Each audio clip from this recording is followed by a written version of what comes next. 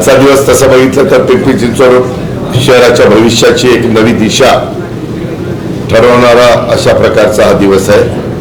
महानगरपालिकेच्या निवडणुकीच्या करता दोन्ही राष्ट्रवादी काँग्रेस पक्षाचा विकासाचा वचननामा म्हणजेच जाहीरनामा आज आम्ही आपल्या सगळ्यांच्या समोर ठेवतो।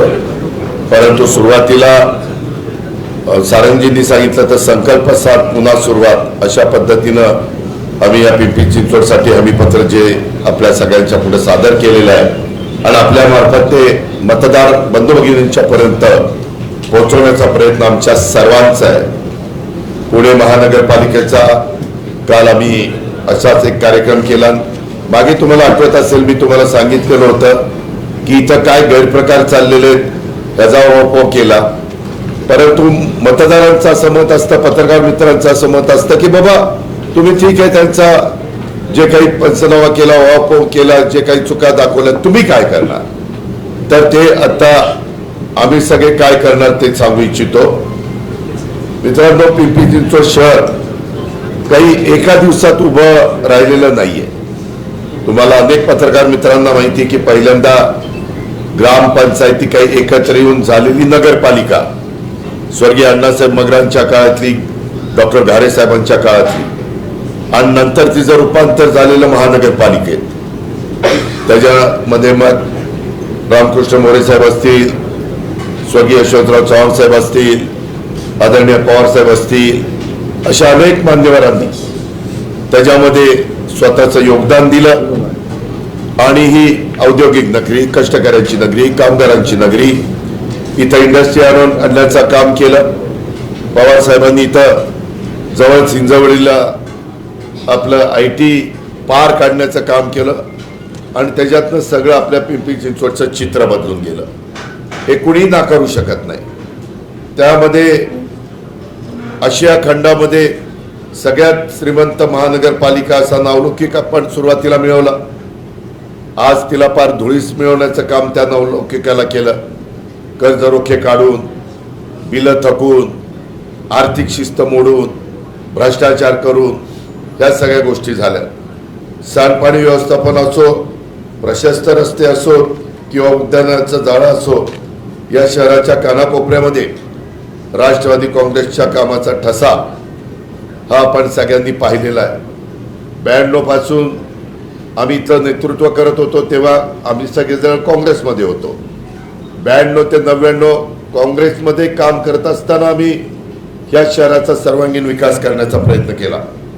पण 99 ते 2017 जोपर्यंत आमच्याकडं सूत्र होती तोपर्यंत राष्ट्रवादी काँग्रेस पक्षाने या शहराचा चेहरामोहरा बदलण्याचा प्रयत्न त्या ठिकाणी केला, ही वस्तुस्थिती आहे।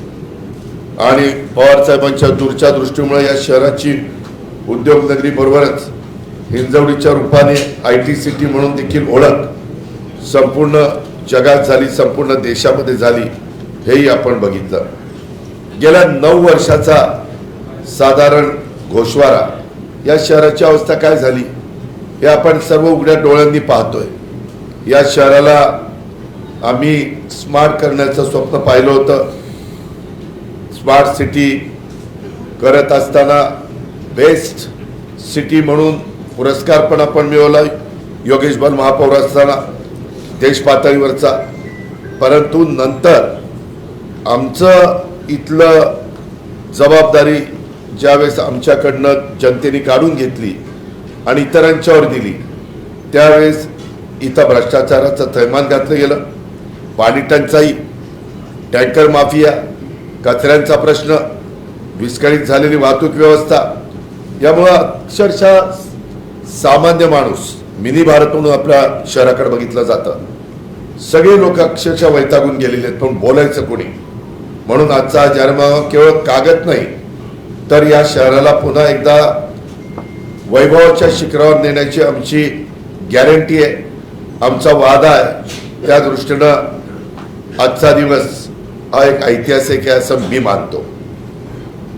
सामाजिक न्याय, समता, बंधुता आणि संविधानिक मूल्यांचं मूल मंत्र म्हणजे शिवशाहू फुले आंबेडकर यांच्या विचारावरचं काम, स्वर्गीय यशवंतराव चव्हाण साहेबांच्या सर्वसमावेशक विकासाच्या विचारांचा वारसा पुढे नेण्याचा आमचा संकल्प आहे.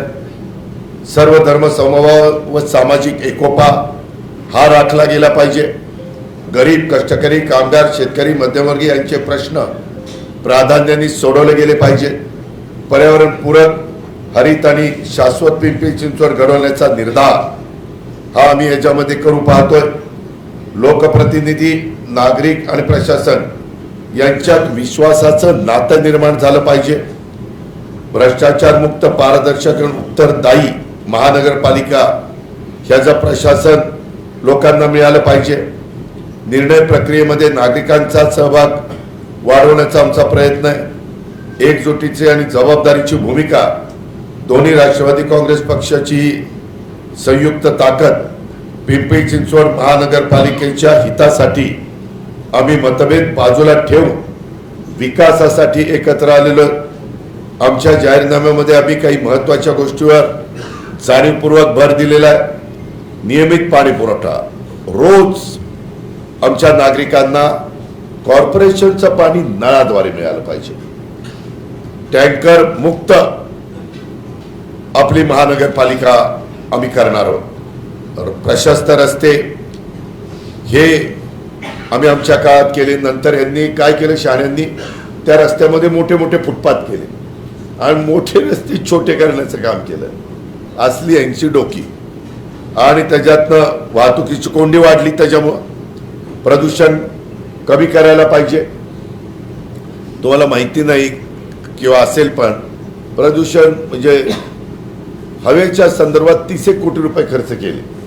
पैसे कुठं गेले, कुणाला मिळाले आणि काय प्रदूषण कमी झालं. उलट आत्ता तुम्ही तर रेकॉर्ड काढलं तर आपलं पिंपरी चिंचवडचं प्रदूषण वाढलंय. त्याच्यामध्ये साधारण शहरातील अनधिकृत बांधकामाचा प्रश्न आपल्याला मार्गी लागावा लागेल. गरिबांना हक्काची घरं मिळवून देणं हा एक महत्त्वाचा प्रश्न आहे. पूर्वीच्या काळामध्ये आम्ही भाटनगर उभं केलं. एवढी दयनीय अवस्था आहे त्या भाटनगरची. तिथं नीट जिने राहिले नाही, नीट खिडक्या राहिले नाहीत, दारं राहिली नाही. अवस्था इतकी वाईट आहे की स्ट्रक्चरल ऑडिट केलं तर ते सांगतील हे त्याचा पुनर्विकास करण्याची गरज आहे. तशा पद्धतीनं आपल्याला ते करावं लागणार आहे. त्याचबरोबर आरोग्य आणि महिला सुरक्षा सक्षमीकरण आणि शिक्षण, हे शिक्षणात सातत्याने बदल होत आहेत. AIचं शिक्षण असेल, CBSEचं शिक्षण गोरगरिबांना पण देण्याचं काम असेल, काही इंग्रजी माध्यमातनं मराठी चांगलं येऊनच तेही काम करायचं असेल. हा जाहीरनामा फक्त कागदावरचा शब्द नाही तर पिंपरी चिंचवडच्या विकासाची ब्लूप्रिंट आहे. आमचा जाहीरनामा हा फक्त वचनांचा संग्रह नाही तर तुमच्या समस्या सोडवण्यासाठीचा रोडमॅप आहे. वास्तविक 2017ला जे प्रमुख म्हणून सत्तेवर आले त्यांच्या जाहीरनाम्यातल्या किती गोष्टी त्यांनी पूर्ण केल्या जरा पहा. कुठल्याही गोष्टीला ते पूर्णत्वाला नेऊ शकले नाही. आम्ही जर जनतेने आम्हाला प्रतिनिधित्व करण्याची संधी द्यावी, दोन्ही राष्ट्रवादीला शहरात लोकाभिमुख कारभार आम्ही करू. मी स्वतः या शहराशी गेल्या 35 वर्षापासून जोडला गेलेलो आहे. इथली माती, इथले लोक माझे. तुम्ही आम्हाला साथ द्या. आम्ही पिंपरी चिंचवडला जागतिक दर्जाचं शहर बनू. एक उत्तम खासदार या नात्याने डॉक्टर कोल्हेंचं पण योगदान त्याच्यामध्ये राहील कारण तेही या भागाचं प्रतिनिधित्व करतायत. बाकीचे आम्ही सहकारी आहे. या पद्धतीनं मित्रांनो आम्हाला सगळ्यांना पुढं जायचं आहे हे मी आवर्जून तुम्हाला सगळ्यांना या निमित्तानं सांगू इच्छितो. आता ह्या शहरातल्या नागरिकांना उद्याच्या निवडणुकीमध्ये ठरवायचं आहे की आपल्याला नेतृत्व कुणाच्या हातात द्यायचंय, लीडरच्या हातात द्यायचंय का त्याच्या संदर्भात डीलरच्या हातात द्यायचंय. मतदार बंधू भगिनींनी ठरवा लीडर कोण आहे, डीलर कोण आहे. त्यामध्ये आपल्याला मी सांगू इच्छितो की संकल्प 7 आणि पुन्हा सुरुवात ही आमच्या या हमीपत्राचं महत्त्वाचं वाक्य आहे. त्यामध्ये एक म्हणजे नळाद्वारे दररोज पाणी, ते मी सुरुवातीलाच सांगितलं. आपल्या शहराच्या 32 प्रभागामध्ये नागरिकांना पाणी पुरवठ्याच्या निश्चित वेळ काही महिने आम्ही आधी जाहीर करू. कारण पाणी पुरवठा करताना मला एक गोष्ट माहिती आहे, सगळ्यांनाच पहाटे पाणी मिळेल अशातला भाग नाही. त्याच्यात वॉल असतात, ते ॲडजस्ट करावे लागतात.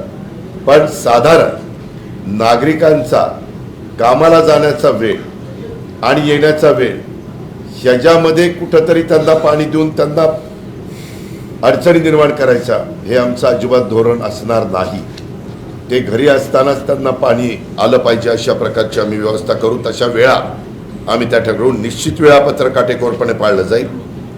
त्याच्यामध्ये पवना प्रकल्प जर पूर्ण केला, पूर्ण म्हणजे मागच्या काळामध्ये मी ह्या खात्याचा मंत्री असताना पवनेला फ्लॅगची उंची वाढवून काही अधिकचं पाणी आपण तिथं साठवू शकतो. पवनेला दरवर्षी 100% धरण भरतं, एवढी कॅचमेंट एरिया आहे आणि तिथं जागाही आहे. परंतु त्याच्याकरता थोडंसं त्यांना काही जमिनी देणं राहिलेलं आहे. शेतकऱ्यांचं वेगळं मत नाही, सरकारकडे जागा तेवढी आहे, त्याच्यातनं त्याला मान्यता मिळाली, शेतकऱ्यांनी मदत केली, प्रश्न निघाला, सुटला, तर 100 MLD अधिकचं पाणी आपल्याला उपलब्ध होईल. शुद्ध पाणी पिंपरी चिंचवडकरांना मिळेल. 380 कोटीवरून आता 1156 कोटीवर हे बजेट गेलेलं आहे. ज्यावेळेस आम्ही या महानगरपालिकेमध्ये होतो त्यावेळेस 380 कोटीचं बजेट होतं. वाढ कशी होत गेली ते पहा. म्हणजे त्या बंद पाईपलाईनचं मी सांगतो. ITI मुंबईत आता DPR बनवलेला आहे, जागा 100% ताब्यात आहे. आमचाही सगळ्यांचा प्रयत्न ही पाईपलाईन पूर्ण करून घेण्यावर राहील. आता सुदैवाने तिथं दुसऱ्यांदा आमच्याच पक्षाचे लोकप्रतिनिधी सुनील शेळकेजी आलेले आहेत, त्यांनाही आम्ही विश्वासात घेऊ. इतर पण काहींचा विरोध असेल त्यांनाही विश्वासात घेऊ आणि मार्ग काढण्याचं काम करू. टँकर माफियांचं 100% उच्चाटन करण्याचा आमचा त्या ठिकाणी इरादा आहे. झिरो गळती पाणी पुरवठा नेटवर्कच्या बाबतीमध्ये आम्ही ते करू पाहतोय. त्याचबरोबर नदी पुनरुज्जीवन पूर नियंत्रण हेही आम्हाला सगळ्यांना ते करावं लागणार आहे. बऱ्याचशा ठिकाणी नदीत राडारोडा टाकला जातो, तो न जाता जेवढा प्रवाह वरनं धरणं भरल्यानंतर मॅक्झिमम पाणी किती 1000 क्युसेस येतं ते पाणी नदीच्या पात्रातच राहिलं पाहिजे, असं करता येऊ शकतं. देशात काही ठिकाणी झालंय. मी माझ्या बारामतीमध्ये करा नदी माझ्या जवळनं गेली, बारामतीतनं त्या करा नदीमध्ये केलंय.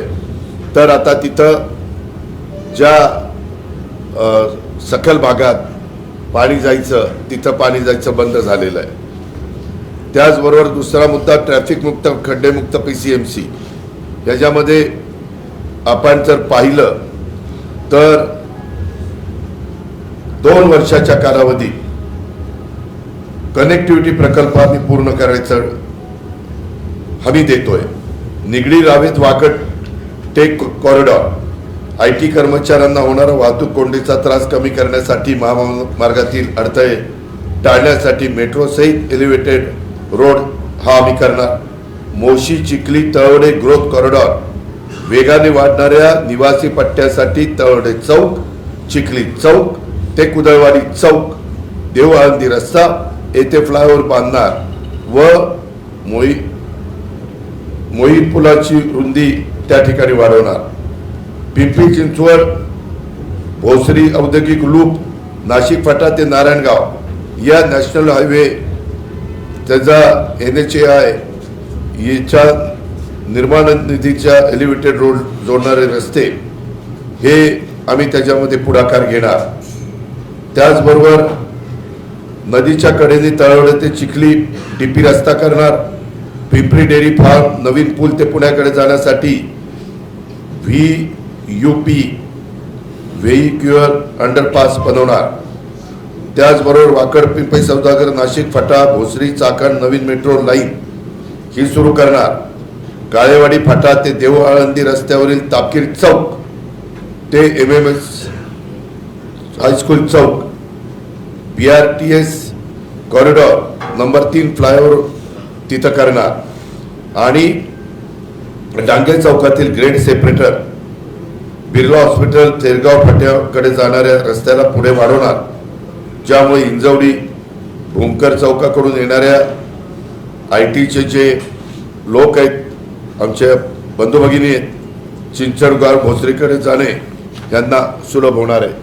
हे रस्ते खड्डेमुक्त शहरातले रस्ते करत हा कार्यक्रम आम्ही करणार आहे.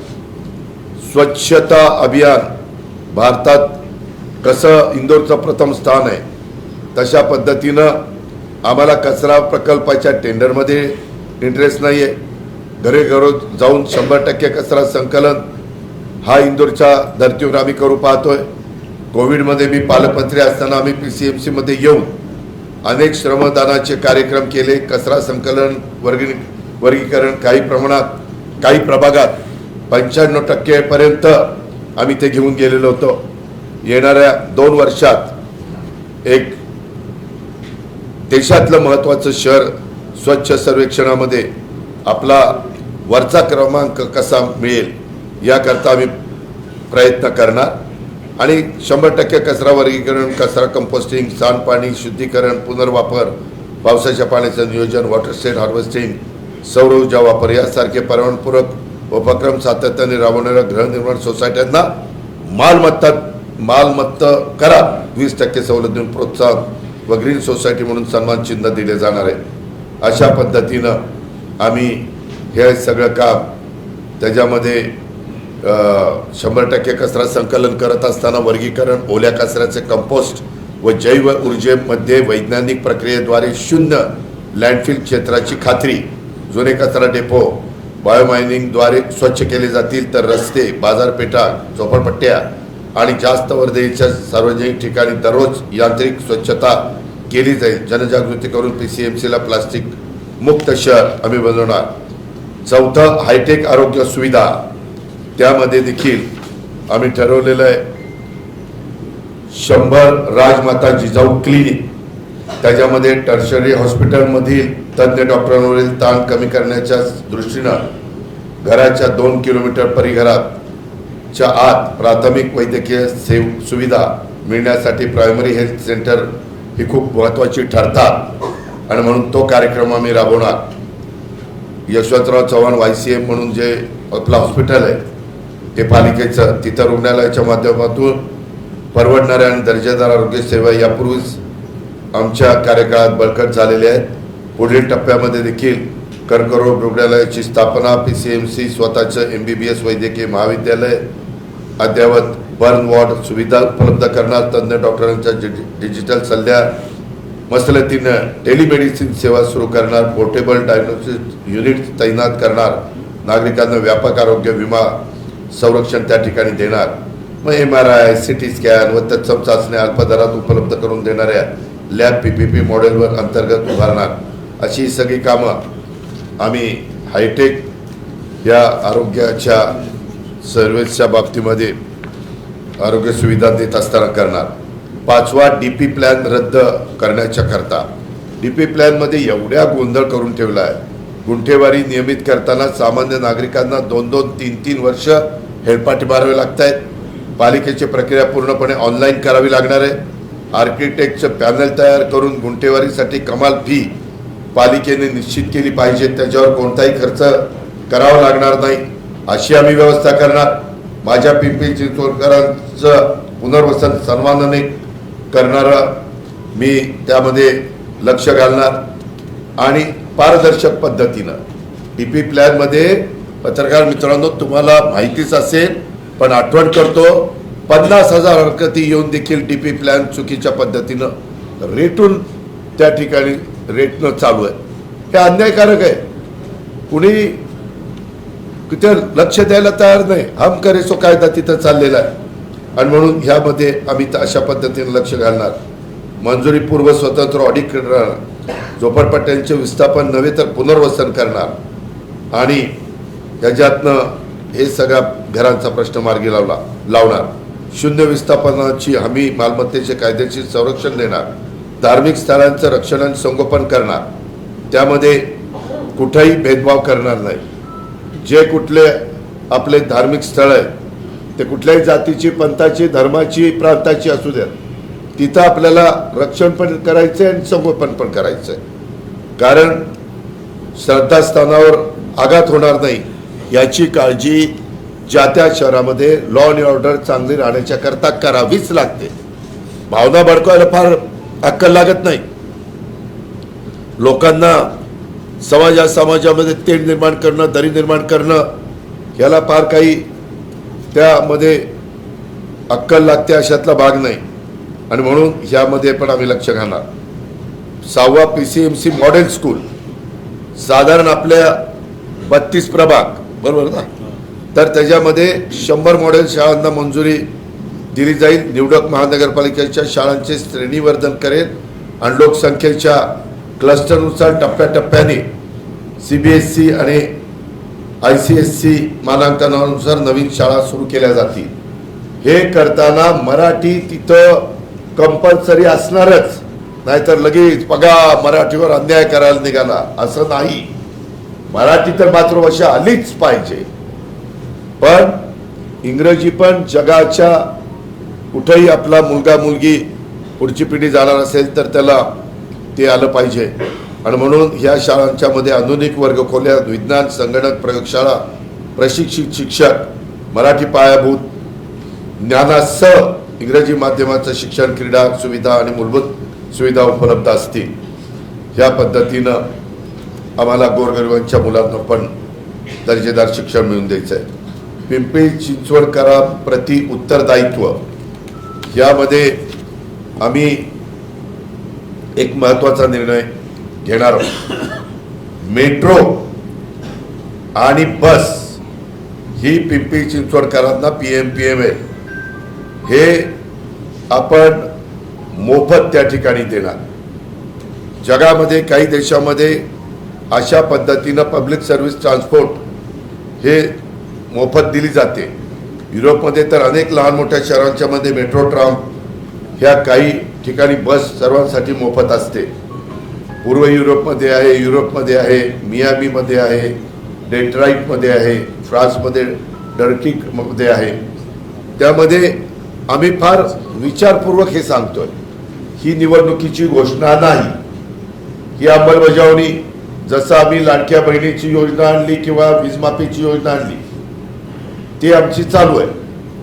त्यामध्ये 8.5 लाख कोटीमध्ये आम्ही जवळपास या सगळ्या योजनांच्या मध्ये 10% रक्कम खर्च करतो सरकार म्हणून.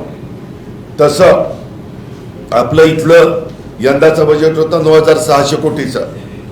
साधारण आम्ही काढलं रोजचे 35 लाख रुपये महामेट्रोला आपल्या पिंपरी चिंचवडच्या स्टेशनमधून तिकीट विक्रीतनं मिळतात. म्हणजे महिन्याला 10 कोटी. PMC अधिक PCMC आम्ही ज्यावेळेस PMT PCMT कंपनी एकत्र केली त्यावेळेस PMCचा हिस्सा ठेवला 60% आणि आपला ठेवला 40%. प्रवासी संख्या तशीच आपण धरूया. दर महिन्याला PCMC मधून तिकिटाचं उत्पन्न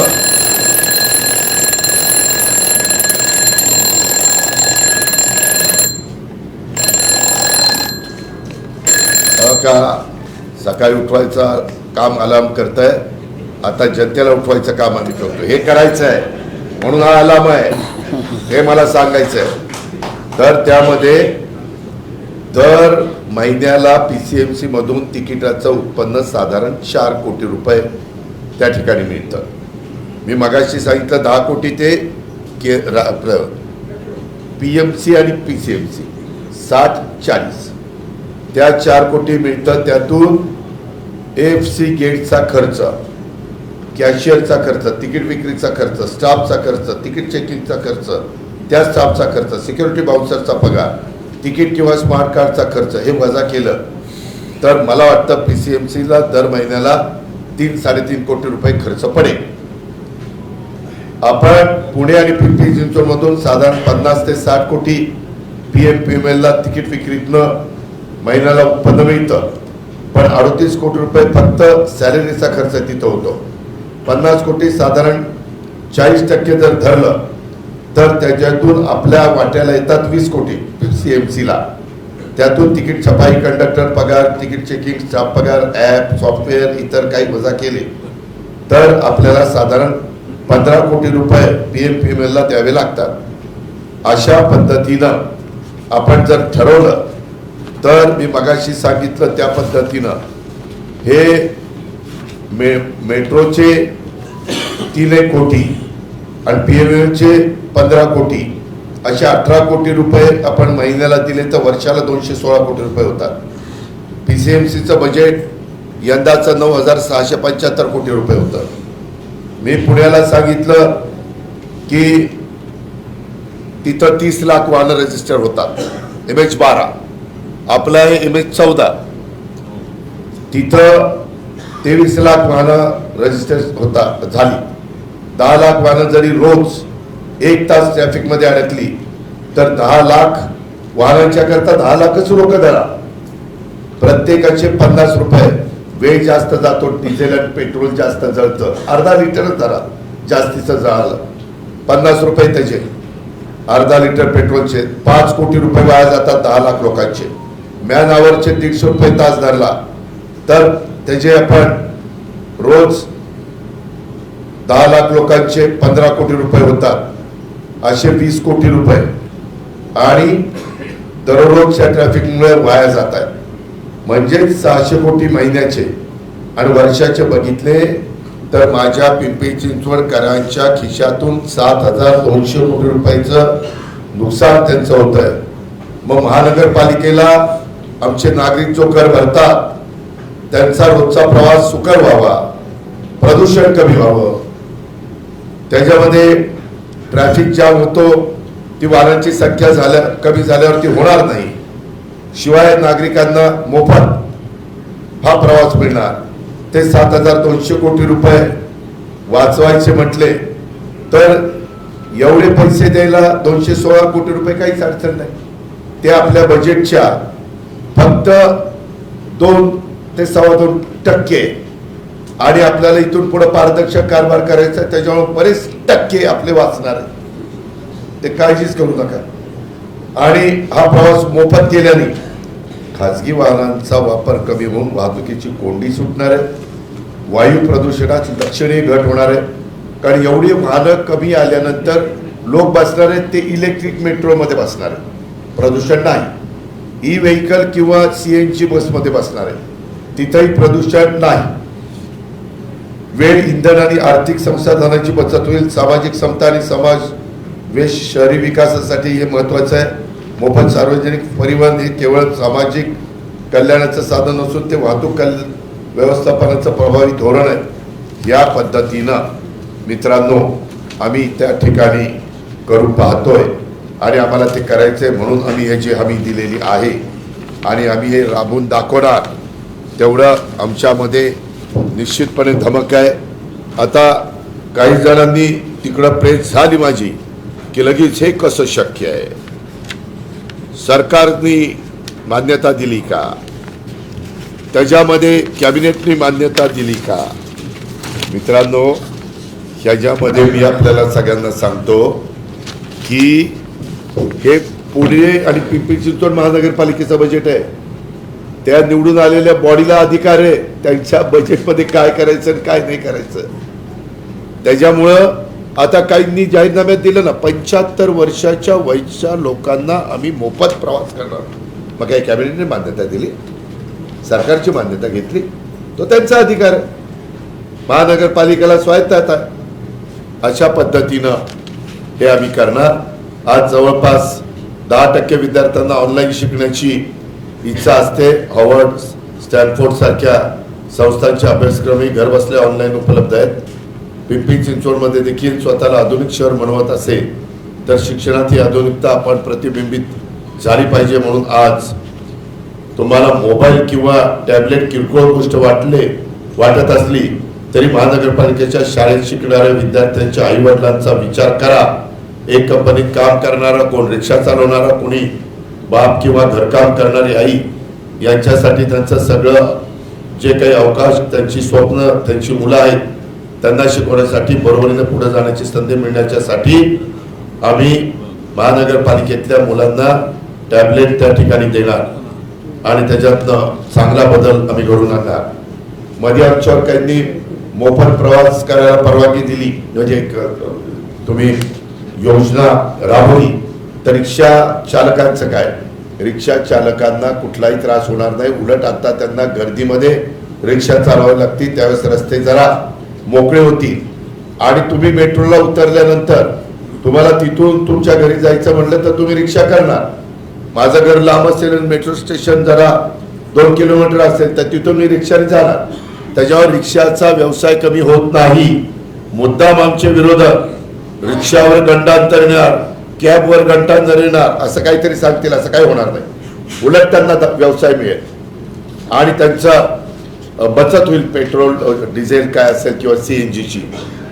लाडकी बहीण ह्याच्यामध्ये पण आम्ही महाराष्ट्रातल्या लाडक्या बहिणींना राज्यस्तरावर सत्तेत आणण्याच्या महत्वाची भूमिका त्या ठिकाणी बजावली. त्याच्यामध्ये मोफत कौशल्य विकास, आता प्रशिक्षण पूर्ण करणाऱ्या महिलांना सन्मानाने उपजीविका सुरू करण्याच्यासाठी किंवा आहे तो व्यवसाय वाढवण्याच्या साठी 5 लाखापर्यंत व्याजमुक्त कर्ज हे आम्ही देणार. हा कार्यक्रम आम्ही 5 वर्षाच्या करता राबवणार आणि त्यामध्ये व्याज हे बँकांना पण RBIने सांगितलेलं आहे की अशा वर्गाला सवलतीच्या दरात व्याज द्या.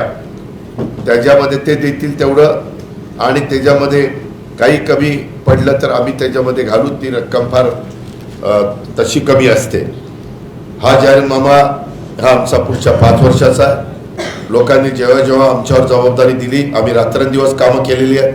आम्ही सकाळी 6 वाजल्यापासून कामाला झोकून देतो. बदल घडून आणलेत. पुण्याची दिशा बदलणारा जाहीरनामा आम्ही जसा काल दिला तसा पिंपरी चिंचवडचा दिशा बदलणारा जाहीरनामा आहे. मी तुम्हाला पालकमंत्री तुम्ही मला केलं, उपमुख्यमंत्री केलं. तुमच्या विश्वासाला मी कधी तडा जाऊ देणार नाही आणि दिला पण नाही. 5 वर्षानंतर मी जेव्हा तुमच्याकडं महानगरपालिकेच्या निवडणुकीच्या निमित्तानं मत मागायला येईल तेव्हा मला दादा हे वचन पूर्ण झालं नाही असं ऐकावं लागणार नाही, ऐकायला येणार नाही. हा जाहीरनामा हे आम्ही हमीपत्र हे कौतुकासाठी सांगितलेलं नाही. हा मोजमापाच्यासाठी लिहिलेला आहे. जर रोज स्वच्छ पाणी आलं नाही तर आम्हाला जाब विचारला जाईल. पावसानंतर रस्ते खराब झाले, पाणी तुंबलं तर जाब विचारला जाईल. आरोग्यसेवा किंवा प्रदूषण ह्याबद्दल आम्ही बोलल्याप्रमाणे केलं नाही तरी जाब विचारला जाईल. ही जबाबदारी आम्ही स्वीकारतोय. मला ऐकायचं आहे दादा ही कामं पूर्ण झाली, आता याच्या पुढं काय?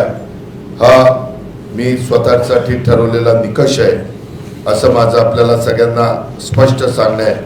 आणि ते कुठल्याही परिस्थितीमध्ये आम्ही पिंपरी चिंचवडच्या परिसरामध्ये करून दाखवणार. 2017 तर सुरुवातीला 1992 त्या 25 वर्षात दाखवलेला आहे.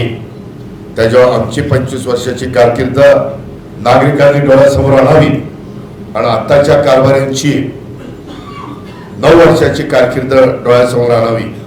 लोकांनाच कळेल जे दहशत, जे गुंडगिरी, जी दादागिरी, जे काही लोकांना भीती घालण्याचं काम चाललेलं आहे ह्याला अक्षरशः लोक कंटाळलेली आहेत. लोकांना पर्याय हवा आणि तो पर्याय दोन्ही राष्ट्रवादी काँग्रेस पक्ष हे आमच्या या सर्व उमेदवारांच्या साक्षीनं आम्ही तुम्हाला देतोय. हेच मला आजच्या या संकल्पसात पुन्हा सुरुवात या निमित्तानं सांगायचं होतं ते मी सांगितलेलं. धन्यवाद.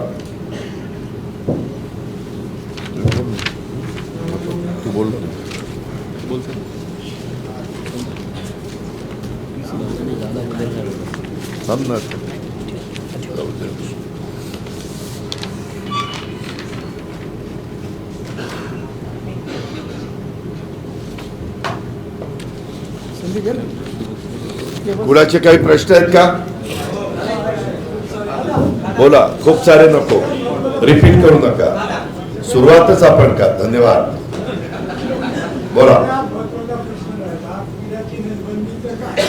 कशाच्या नाही, कुत्र्याच्या नसबंदीचं सांगितलेलं आहे. कारण जे काही तुम्हाला मी पत्रकार मित्रांनो एक सांगतो, अनेक पुरावे आम्ही त्याच्या संदर्भामध्ये दिलेले आहेत की कसा तिथं कोटी खर्च केला. आज बेवारस कुत्री तर सगळीकडे फिरता येतच. 12 कोटीचं सॉफ्टवेअर मधल्या काळामध्ये घेतलं गेलं. त्या 12 कोटीचं सॉफ्टवेअरची 120 कोटीला कोणी खरेदी केलं हेही आपण बघा. त्याच्यामध्ये विधिमंडळामध्ये आमदारांनी विधान परिषदेमध्ये जो प्रश्न विचारला त्याच्यामध्ये चौकशीचे आदेश देण्यात आलेले. मग ते चुकीचे होते का? नाही. त्याच्यामध्ये हवा प्रदूषण दूर करण्याकरता 30 कोटी रुपये खर्च दाखवला गेला. शहर तर आज सर्वाधिक प्रदूषित शहर आहे. केंद्र प्रदूषण मंडळाच्या नोटीस मग कशी आली? 30 कोटी कुठे गेले? त्याच्यामध्ये एकाही झाडाची गणना न करता 7 कोटी रुपये झाडाची गणना केल्याचं दाखवलं. मग हे 7 कोटी रुपये दादा, खरं तर भाजपने आपल्या जाहीरनाम्यामध्ये पिंपरी चिंचवड जिल्हा घोषित करून शिवनेरी नाव देऊ असं म्हटलंय. तुम्ही आधी तुमची भूमिका सांगितली की शिवनेरी जिल्हा किंवा वेगळा जिल्हा करायची गरज नाही. या घोषणेकडे कसं बघता? हे का ज्याच्यातनं आपल्या राज्यातल्या कुठल्याही भागाचा फायदा होत असेल, लोकांना त्याच्यातनं काही अधिकच मिळत असेल, सुविधा मिळत असेल, फायदा होत असेल तर आमच्या कुणाचा विरोध असायचं काय कारण आहे? त्यामध्ये जिल्हा करणं का पुणे जिल्ह्यामध्ये अजून एक म्हणजे जिल्हा म्हणायचंय का या पिंपरी चिंचवडला शिवनेरी नाव द्यायचंय हे काही मला नीटपणे समजलेलं नाही. एकूणच महापालिकांच्या निवडणूक आहेत तर मग हा मुद्दा महत्वाचा वाटतो का की दोन जिल्हे का ह्या संदर्भामध्ये जाहीरनामा आहे. मी मुंबईला गेल्यानंतर रेव्हेन्यूशी बोलून काय नक्की आहे, कारण आपल्या पुणे जिल्ह्याला 21 आमदारांचा जिल्हा, 3.5 खासदारांचा जिल्हा असल्यामुळे की वेगळं आगळं महत्व आहे हे तर बरोबर आहे गेले. आणि त्याच्यामुळं पिंपरी चिंचवड जिल्हा करायचा आणि शिवनेरी नाव द्यायचं. शिवनेरी नाव युगपुरुष छत्रपती शिवाजी महाराजांचा जन्मस्थळ असणारा तो किल्ला आहे. जर राज्याभिषेक रायगडला झालं आणि कुलाब्याचं रायगड केलं, आता पुण्याला न हात लावता तिथं कुणाच्या काही वेगळे प्रसंग घडू नये म्हणून इकडं पिंपरी चिंचवडला सरकलंय का काय हे पण कळायला मार्ग नाही. तर भाजपच्या जाहीरनाम्यात पुन्हा एकदा कुत्र्यांच्या लसबंदीचा उल्लेख या ठिकाणी. कशाचा? कुत्र्याच्या लसबंदी. त्याच्यात सटक लागली ना बाबा. लसबंदीमध्ये आवक होतीये, भ्रष्टाचार करता येतोय म्हणून टाकलं असेल. आता हे का माझ्याकडे त्यांचा मागच्या 2017चा जाहीरनामा आहे. 20-27 सगळ्या मिळून आहे. त्याच्यामध्ये एक पण त्यांचा त्या ठिकाणी जाहीरनामा 27 मधलं एक देखील काम केलेलं नाही, एक पण नाही असा तो जाहीरनामा आहे. मुख्यमंत्र्यांनी तर दावा केला की आपण 2017 मध्ये जे म्हटलं होतं ते सगळं पूर्ण केलेलं आहे असं त्यांनी हा जाहीरनामा प्रसिद्ध करताना दावा केला. बरं, आता मी सांगू का ह्याच्यात काय सांगितलेलं होतं? ज्येष्ठ नागरिकांना आनंदी ज्येष्ठत्व लाभण्याच्यासाठी विविध सुविधा उपलब्ध करून देणे. कुठल्या ज्येष्ठ नागरिकाला विविध सुविधा उपलब्ध झाली सांगा? सांडपाण्याचा पुन्हा वापर आणि त्यातून वीज निर्मिती कुठं झाली? 9 वर्षात पुनर्वापर आणि वीज निर्मिती सांगा? त्याच्यामध्ये कुठं तरी सुसज्ज भाजी मंडई उभारणे, कुठं सुसज्ज भाजी मंडई उभारली? ह्याच्यातलं एकही नाही झालं. त्याच्यामध्ये सर्वांच्यासाठी उच्च आरोग्य सुविधा व 3 लाखापर्यंत आरोग्य विमा उतरवणार. हिंजवडी IT पार्ककडे जाणारी सार्वजनिक वाहतूक व्यवस्था सक्षम करणार व हिंजवडी ते चाकण मेट्रो सुरू करणार. 9 वर्षात काही झालं नाही. हे असलं सगळं आहे. त्याच्यावर त्याला किती महत्व द्यायचं तुम्ही पूर्वी मुख्यमंत्री असं म्हणाले की अजित पवारांनी युती धर्म पाळला नाही, टीका केली. आम्ही मात्र संयमाने हे सगळं. कुठे टीका केली? जर मी इथली महानगरपालिका लढवतोय तर 9 वर्षात तिचं काय चुका झाल्या ते सांगायचं नाही. चुका सांगणं म्हणजे युती धर्म न पाळणं असं होतं का? मी पुराव्यानिशी दाखवतोय. पहिल्याही प्रेसला सांगितलं, नंतरही बोललोय, आजही बोलतोय. आणि तुम्हाही पत्रकार मित्रांना सगळं माहिती आहे. मुख्यमंत्री म्हणतात आता तुम्हाला कंठ फुटलाय. हा? मुख्यमंत्री म्हणतात आता तुम्हाला कंठ फुटलाय. 9 वर्षांनी निवडणूक लागली ना बाबा. मध्ये निवडणूकच लागली नाही तर कंठ कसा फुटेल? आणि कंठ फुटून ती वाया जाईल ना. तुम्हाला आरोग्य रोगामुळे शंकेचं बोलत कोण आहे?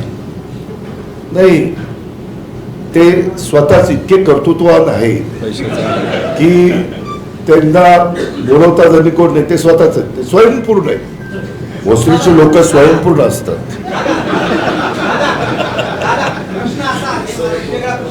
हा, स्वयंपूर्ण पण आणि स्वयंभू पण.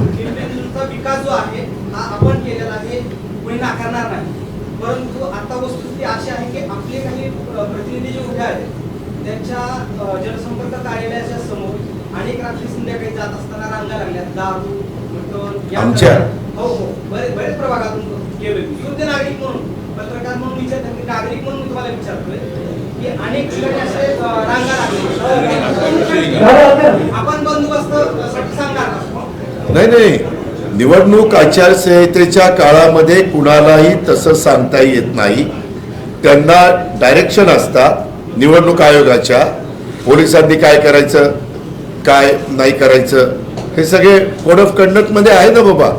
आम्ही कसं तिथं हस्तक्षेप, उलट आम्ही काय करायला गेलो तर यांनी आचारसंहितेचा भंग केला म्हणून आमच्यावर कारवाई होईल. आज महेशदादा असं म्हणले की आपण एकत्र बसू, एकत्र म्हणजे तुम्ही या महेशदादा आणि विकासाबाबत चर्चा करू. त्याच्यात तुमचं मत काय? आता 9 वर्षात तुला सुचलं नाही ना, आताच काय सुचायला लागले? अरे बाबा, 9 वर्षात जे झालं नाही, जे काही इथं सगळं जे झालं, आम्ही जे आरोप केले त्याचं उत्तर दिलंय का कुणी? जे काही आम्ही 70 लाखाचा ब्रिज 7 कोटीपर्यंत जातो, 12 कोटीचे सॉफ्टवेअर 120 कोटीपर्यंत जातात. झाडं गणना न करता 7 कोटी त्याला खर्च करता, 30 कोटी हवा शुद्धीकरणाकरता खर्च करता. आणि बाकीचे तर एवढे टेंडर काढून तिथं कर्जबाजारी आपल्या महानगरपालिकेला केले. हे ह्याचं उत्तर द्या ना. त्याच्यामध्ये बिल 4,000 कोटीची थकली, त्याचं उत्तर द्या ना. मूलभूत गरजा आपल्या शहराच्या पूर्ण केल्यात का? नाही केल्या. दुसरा प्रश्न, तुम्ही कॅन्सल करणार? मी सांगितलं ना की त्या संदर्भामध्ये नवनिर्वाचित नगरसेवकांशी चर्चा करून त्यांचं काय मत आहे, या क्षेत्रात ज्यांनी काम उत्तम केलेले पण आज रिटायर झालेले त्यांचं काय म्हणणं आहे, ह्या क्षेत्राचा अभ्यास असणारे आत्ताचे काम करणारे जे त्यांचं काय मत आहे, जे आपल्या शहराच्या सर्वांगीण विकासाच्या दृष्टीनं महत्त्वाचं असेल. आणि माझे छोटे शेतकरी म्हणजे छोटे भूधारक यांना त्याच्यामध्ये टार्गेट केले, मोठ्यांना बड्यांना त्याच्यातनं बाजूला काढून छोट्यांच्यावर आरक्षण टाकली. ती आम्हाला दूर करायची. महापालिकेमध्ये रात्रीच्या वेळेला महिलेला मुंबई कामगारासाठी पाठवलं जाते, परंतु तुम्ही वारंवार सांगतात की महिला सुरक्षित संदर्भात अशा महिला सुरक्षित राहतील काय? नाही राहणार. परवा मला महिला ह्याच कलासागरमध्ये भेटलेल्या होत्या. त्या म्हणले दादा अलीकडेच ते सुरू केलं. मी त्यांच्याबद्दल संबंधितांना विचारलं. ते म्हणले कॉन्ट्रॅक्टच्या महिला आहेत, पण कॉन्ट्रॅक्टरनी पण ज्यांनी कॉन्ट्रॅक्ट घेतलंय स्वच्छता पुरवायचे त्यांनी अशा पद्धतीनं रात्री 10 ते 6 असं काहीतरी ते टायमिंग ठेवलंय. हे फार ऑड आहे, ते असं कुठंच नसतं. त्याच्यामुळं त्या संदर्भात हस्तक्षेप केला गेला पाहिजे. दादा दीपक ढोबळेने आरोप केलेला आहे मैदानावर की मंदारदेव महाराजांच्या कानपट्टीत बंदूक लावून त्यांनी एनओसी घेतली आपल्या घराची. त्या वक्तव्याचं तुम्ही चौकशी करणार? कुणाला बंदूक लावली? मंदारदेव महाराज देवस्थानचे नाही,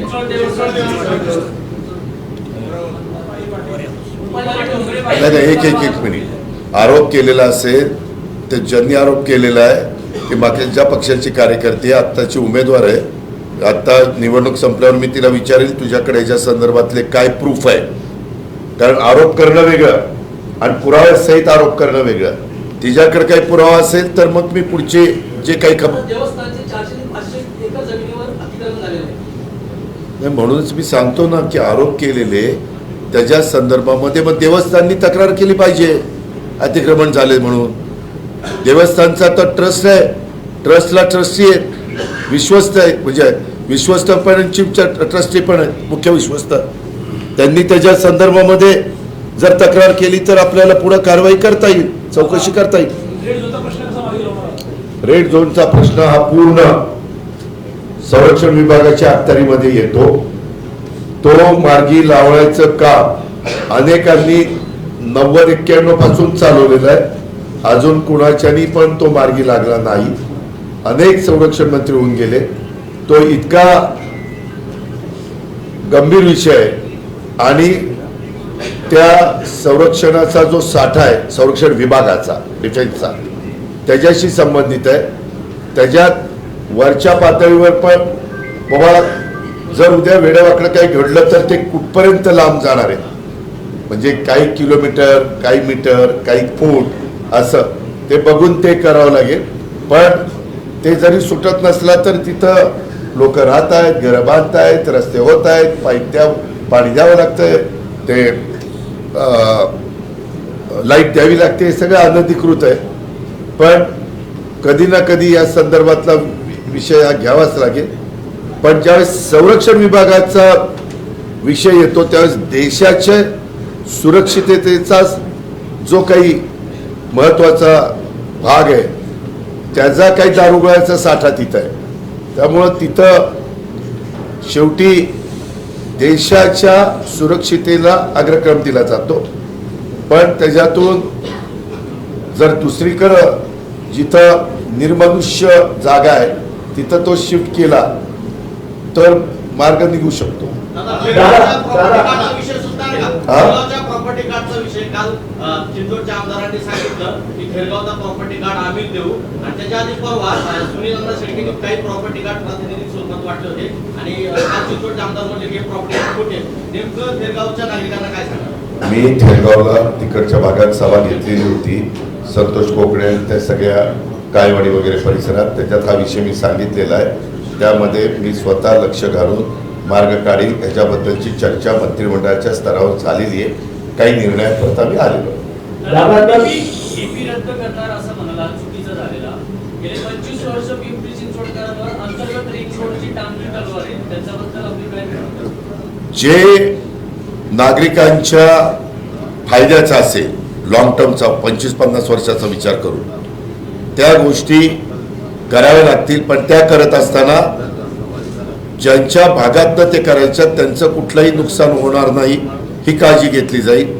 त्याचं नुकसानच होत असेल तर त्याची पर्यायी व्यवस्था अतिशय चांगल्या पद्धतीने करून दिली जाईल. कचऱ्याचं म्हणालात, कचऱ्याचा मोशी कचरा डेपोची क्षमता ही संपलेली आहे केवळच, आणि शहराचं जे वाढतं विस्तारीकरण पाहता पुढच्या 50 वर्षाचा विचार करता पुण्यावरचं कचरा डेपोचं आरक्षण डेव्हलप होणं गरजेचं आहे. पण स्थानिक आमदारांवर काही बिल्डरांनी दबाव आणून मुख्यमंत्र्यांना सांगून ते रद्द करण्याचा घाट घातलाय, त्यावर आपली काय? मी मगाशी कचऱ्याच्या संदर्भात स्पष्ट सांगितलं.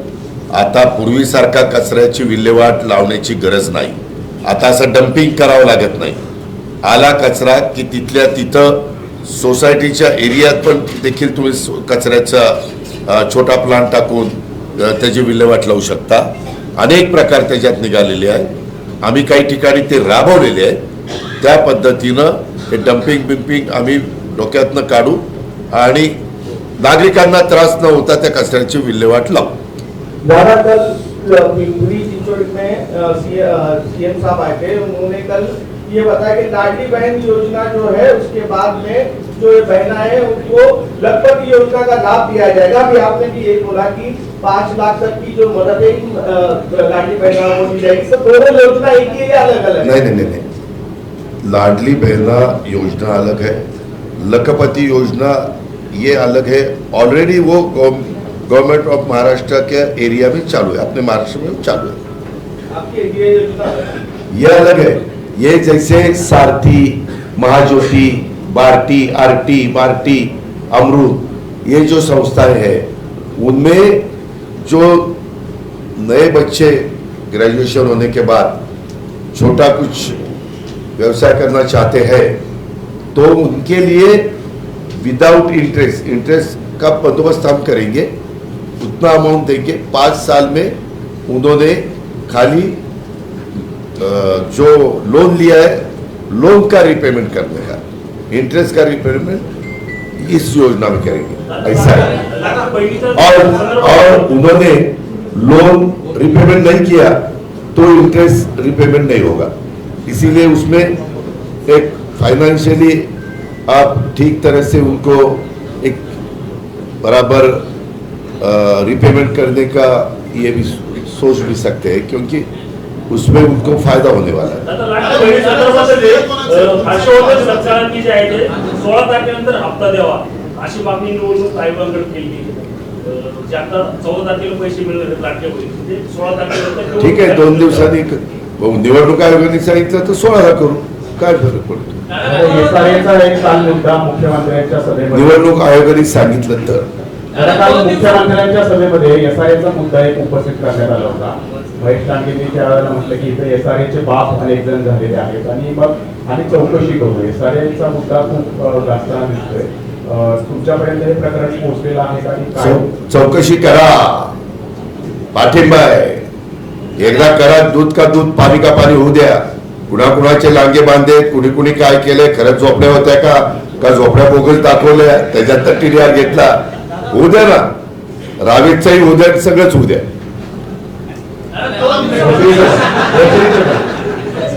सगळं रावेत होऊ द्या, भोसरी होऊ द्या, पिंपरी होऊ द्या, चिंचवड होऊ द्या, काय आपलं कार्यक्षेत्रात जिथं जिथं एसआरएच्या स्कीम चालल्या ते सगळंच होऊ द्या। मी कधी चुकीचं समर्थन करणार नाही। दोन्हीकडे वाद चालू आहे, मेट्रोचं श्रेय कोणाचं आहे, भाजपचं का राष्ट्रवादीचं? कोणी पाठपुरावा केला मेट्रोला? मेट्रोला डॉक्टर मनमोहन सिंगांचं सरकार असताना त्याला मंजुरी दिली गेलेली होती। त्याच्यानंतर देशाचे पंतप्रधान नरेंद्र मोदी साहेब झाल्यावर त्याचं भूमिपूजन ऍग्रिकल्चर कॉलेज पुण्याला झालं, त्याला आम्ही कार्यक्रमाला हजर होतो। त्यावेळेस दोन्ही शहराचे महापौर राष्ट्रवादीचे तिथे स्टेजवर बसलेले होते, हे माहिती करता आपल्याला। 2 दिवसापूर्वी पिंपरीच्या आपल्या राष्ट्रवादीच्या उमेदवारांनी उपमहापौर वासवानी आणि संदीप वागेरे यांनी बनावट दारू पकडून दिली आहे शहरामध्ये। याकडे आपण कसं पाहता की आमिष कसं दाखवलं जातंय आणि लोकांच्या जीवाशी खेळलं जातंय? यामध्ये एक्साईजला सांगून कुणालाही सोडणार नाही, ते कुणी किती कसले जवळचे असू, लांबचे असू, मधले असू, कुणी असू, त्यामध्ये कारवाई केली जाईल। ह्याच्यातनं आमचा टॅक्स, आमचा म्हणजे आपल्या गव्हर्नमेंट ऑफ महाराष्ट्राचा टॅक्स एक्साईज पण बुडते आणि खूप मोठ्या प्रमाणावर अलीकडं त्या विभागाचे कमिशनर यांनी लक्ष घातलेलं आहे। मी त्यांना पूर्ण फ्री हँड दिलेला आहे आणि म्हणलं कुठेही हस्तक्षेप कुणाचा होऊन द्यायचा नाही, कुणाचाही सापडलं तर ऍक्शन घ्यायची। दादा ही सत्ता पालिकेची गावाला हातामध्ये द्या, कारण पाणी आलं तर बारामतीला सांगत जाणार का असं महेश लांडे म्हणताय, गावाला आणि बारामतीला काय? ही सत्ता पालिकेची गावाला हातामध्ये द्या, पाणी जर नाही आलं तर बारामतीला सांगत जाणार का? अरे कशाला बारामतीला जायचंय? कुठेही जरी मी असलो तरी साधा अजितनं, योगेशनी, तुषारनी, विलासनी, अण्णांनी फोन उचलला तरी लगेच ही तुमची फळी कमी पडते, तुमचे आरोप होत आहे तर कोणीच बोलत नाही। जाऊ दे, मी बोलायला आहे म्हणून ते सगळे माझ्या पाठीशी आहेत, काळजी करू नका।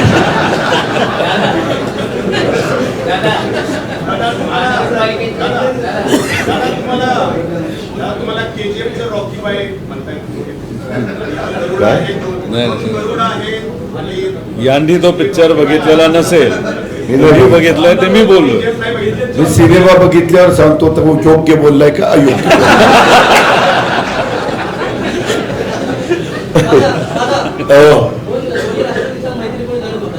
त्याच्यामुळे भाजपचा फायदा होणार नाही। 2009 मध्ये होते, 21 मध्ये होते, काय आता आमचं तेवढ्या 2 करता जरा तुटत होतं, मला तुटून द्यायचं नव्हतं म्हणून मैत्री पूर्ण। दादा एक प्रश्न असा होता की आपण म्हणला की पिंपरी चिंचवडला नळाद्वारे पाणी मिळेल आणि 24 तास मिळेल।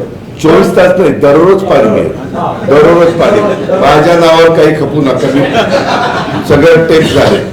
दररोज पाणी मिळेल, पण पिंपरी चिंचवडला जे पाणी मिळतं ते ज्या पवना धरणावरती आहे त्या धरणामध्ये जे धरणग्रस्त आहे त्यापैकी आता फक्त मी जे माझ्या अधिकाऱ्यांना माहिती घेतली त्यामध्ये फक्त 1965 पासून 2025 पर्यंत फक्त 67 लोकांना महानगरपालिकेने कामाला लावलेलं आहे. या व्यतिरिक्त फक्त 350 लोकांचं पुनर्वसन झालंय. ते उर्वरित पुनर्वसन कधी होणार आणि तिथला त्यांची 3 पिढ्या वाया गेल्या, आता यांना नोकरीला वगैरे लागेल का नाही लागणार? मी त्यामध्ये प्रेसमध्ये मगाशी सांगितलं, हा मुद्दा वेगळा आहे. मी मगाशी असं सांगितलं की तिथले लोकप्रतिनिधी सुनील शेळके साहेब जे दुसऱ्यांदा लाख मतांनी निवडून आलेले आहेत त्यांना विश्वासात घेऊ, तिथल्या जनतेचं नक्की काय म्हणणं आहे ते जाणून घेऊ आणि त्याच्यातनं जो काही योग्य मार्ग काढायचा आहे तो त्या ठिकाणी करू असं सांगितलं. तिथले लोकप्रतिनिधींनी एक आपल्या पक्षाचा संचालक आहे, गेले 15 वर्ष संचालक आहे, त्यांच्याच मुलाला तिथं डॅमवरती कॉन्ट्रॅक्टवर नोकरी लावल्या. सर्वसामान्य लोकांना तिथे मुलांना नोकरीला लावण्याचं ते विचारच करत नाही. असं हा पिंपरी चिंचवड शहराच्या बाहेरचा प्रश्न आहे. मी आता पिंपरी चिंचवड शहराच्या बद्दलची प्रेस कॉन्फरन्स घेतोय. तरी देखील मी ते पण इकडे प्रचार करताय. मी सांगेन की एका पत्रकार मित्रांनी असा प्रश्न विचारलेला, वस्तुस्थिती काय?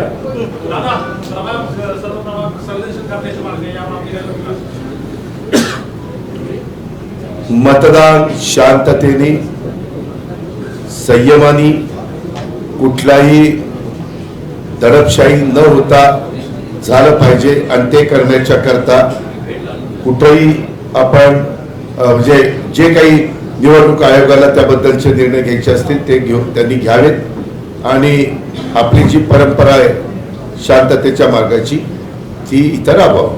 9 नंबर प्रभागामध्ये दलित उमेदवारांनी आपल्या पक्षाच्या उमेदवाराला पाठिंबा दर्शवला, नाही ठीक आहे, त्यांनी स्वतःचा प्रचारच करायचं बंद केले तर काय घेऊन बसलं? नाही ते आपल्यासोबत बरोबर, मग तेच म्हणतोय त्यांनी त्याचा स्वतःचा प्रचार करायचं बंद केलं याचा अर्थ तो त्याच्यातनं त्याचं नाव राहणार, पण तो त्यांनी सपोर्ट केलेला आहे आणि तो प्रचार पण करतोय. दादा कोरोनामध्ये दत्ताकाका गेले, त्यावेळेस गेले, दत्ताकाकाच्या मुलाला तुम्ही तिकीट दिलं, त्यावेळेस मुलाला तिकीट नाही दिलं. 1, 2 पूर्ण निवडणुकीत तुम्ही एकही मुस्लिम उमेदवार दिला नाही. त्या संदर्भामध्ये आम्ही आझमबाईच्या मुलालाच तिकीट देत होतो. मी त्यांना सांगितलेलं पण होतं, तो तयार पण झाला होता, परंतु तिथं चौथा उमेदवार ज्या ताकदीचा पाहिजे होता तो त्या ठिकाणी मिळाला नाही.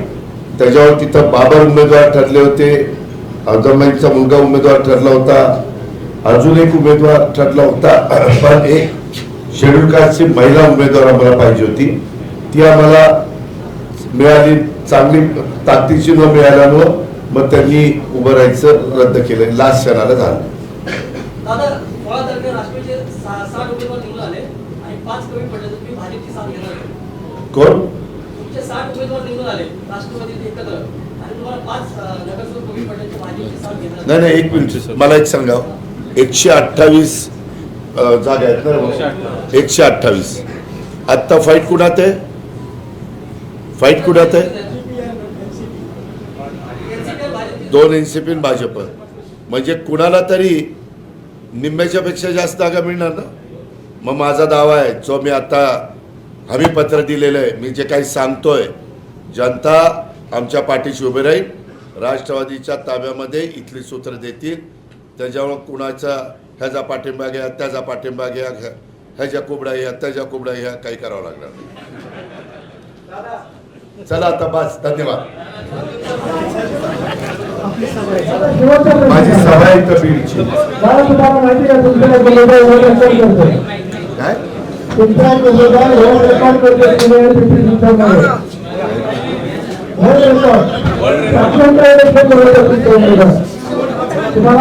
ताई मिळालं हे काय ताई सांगितलं ना ह्याच्याशी बोलून हे काय सांगितलं सुनील शेळकेशी बोलून घेतो.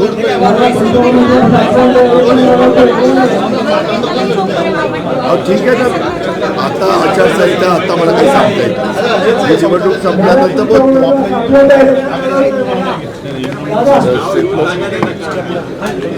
दादा